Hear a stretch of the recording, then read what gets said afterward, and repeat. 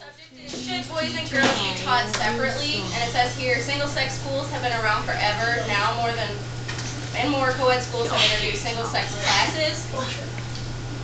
So would anyone like to read the first little section right there? Kenneth? Yes, about 400 co-ed public schools in the U.S. offer some single-gender classes according to the National Association for Single-Sex Public Education, the NASP. That's up from about 10 schools in 2002. Supporters say boys and girls are motivated differently.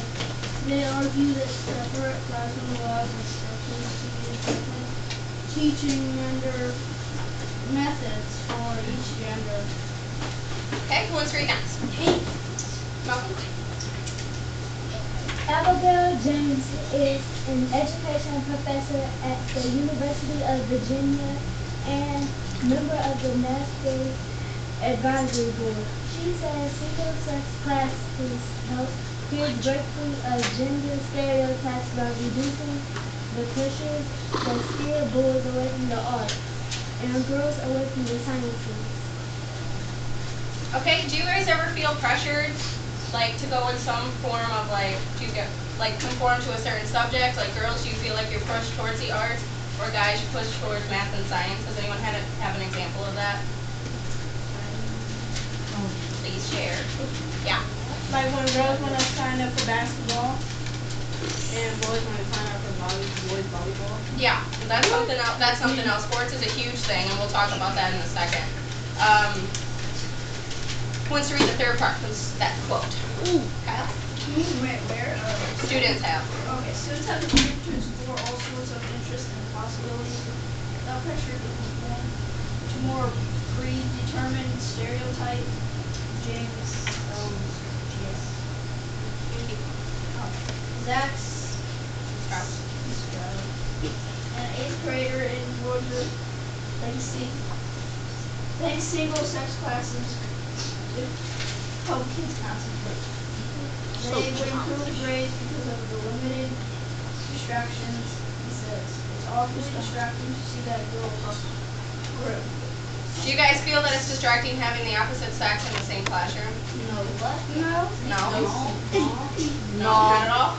I love it. Like in your classroom. Do you guys think it's easier if you would be the only, if it was just girls in here? Do you think it'd be easier if it was just boys in here? No. Why? Oh, why? No. Because I need women. What? What? Any other examples? Yeah. No, it wouldn't be easy because you didn't mix with boy and girl since you were kind of little, like since you were in pre-K. But if you would start from kindergarten, you'd always only be in girls. Like there's girls schools, only girls schools all over the nation. Like, you guys would find that difficult to learn? Yeah. Yeah. All right, now we're gonna go over to the no side. Who wants to read that? I lost my place. Let her read, guys. With the American Civil She says single-sex classes reinforce the stereotype that boys can't sit still and girls are well-behaved. For example, in some single-sex classes, boys are encouraged to move around the room. Girls, on the other hand, must remain seated. Okay, who wants to read the next section? Oh, you don't have one. Sorry. You can go ahead, Jason. Sorry. These programs foster stereotypes and hurt kids who don't fit the idea of how stereotypical boy and girl is supposed to learn and behave, Roger says. In late August, Roger and her colleagues won a lawsuit against them for middle school in West Virginia. The judge ruled that the single-sex classes violate Title 9. That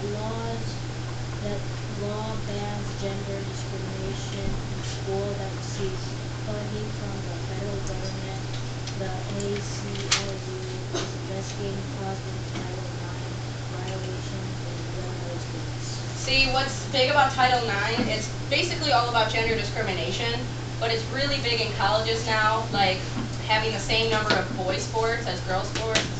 And especially at Bradley, they're having a problem because they're trying to get as many girls sports as guy sports, but the guy sports are the ones bringing in the funding. They're the ones getting the tickets. Like if you, like you probably all been to a Bradley men's basketball game, I'm assuming, right? Have you ever been to a women's? No. I went to the women. Oh, okay. But like you guys can understand that more people will go to the men's games then. And that they're the ones bringing in the profits, and that's the biggest problem. Yeah. Why? That don't make no sense. That's just how it is, and that's what they're trying to, that's what Title IX is trying to fix. Yeah. Oh, I don't know where they are. Oh, here's some. Sorry about that. One sec. You got some girl. She don't play. Oh, sorry. All right, you can leave. Yeah, you can read the last part. Emma Woodruff, an eighth grader in Louisiana, said it's important that boys and girls have time to interact so they can learn how to work together. That helps prepare students for the co-ed work outside of school. Do you guys believe that? Do you guys think that's very important? Yeah.